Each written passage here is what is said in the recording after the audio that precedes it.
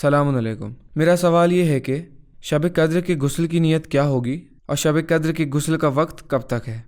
सवाल किया गया है कि शब कद्र के गुस्ल की नीयत क्या की जाए और ये गुस्ल किस टाइम और किस वक्त अंजाम दिया जाए। तो साल के कुछ मखसूस दिन ऐसे हैं कि जिसमें शरीयत मुक़द्दसा ने गुस्ल को मुस्तहब करार दिया है ताकि इंसान अल्लाह की बारगाह में जाए, उससे मुत्तसिल हो, उसका जिक्र करे तो उसका जहन और दिल भी पाक हो और उसके साथ साथ उसका जिस्म और लिबास भी पाको पाकीज़ा हो। जहाँ तक नीयत की बात है तो तमाम गुस्ल, खा वो शब कद्र का गुस्ल हो, रोज़े जुमा का गुस्ल हो, जनाबत का गुस्ल हो या दूसरे गुस्ल, तरीका सबका एक जैसा है, सिर्फ फ़र्क नीयत का है कि नीयत कैसे करें हम। और नीयत के लिए भी ज़रूरी नहीं है कि आप ज़बान पे दोहराएं या जहन में अल्फाज जो है वो लेके आएँ कि गुस्ल शब कद्र करता हूँ या करती हूँ मुस्तहब क़ुरबतन इल्लाह, बल्कि आपका सिर्फ इरादा करना कि आप गुस्ल शब कद्र करने जा रहे हैं और इस इरादे से जाके हम्माम में आप गुस्ल करें तो यही काफ़ी है। जहाँ तक वक्त का सवाल है कि शब कद्र के गुस्ल का वक्त क्या है, तो जो पहली शब कद्र है यानी शब 19, इसमें आयतुल्लाह सिस्तानी और आयतुल्लाह ख़ामेनी दोनों का नज़रिया ये है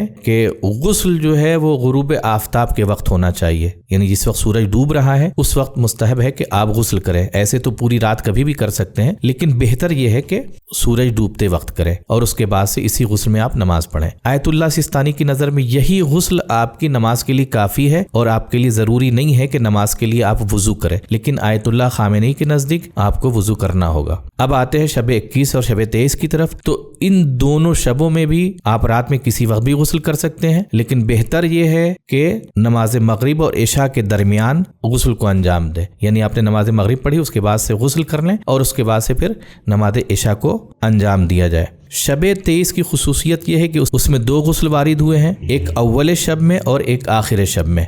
अस्सलामु अलैकुम वरहमतुल्लाहि वबरकातुहू।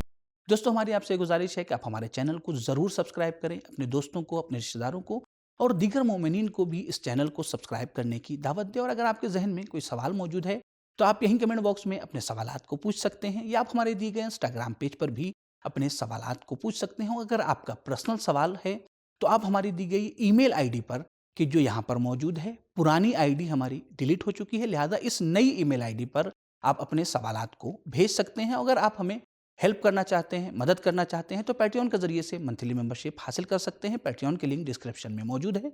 और अगर इसके अलावा किसी और जरिए से आप हमारी मदद करना चाहते हैं, हेल्प करना चाहते हैं, तो हमारे इस नंबर पे ज़रूर रब्ता करें।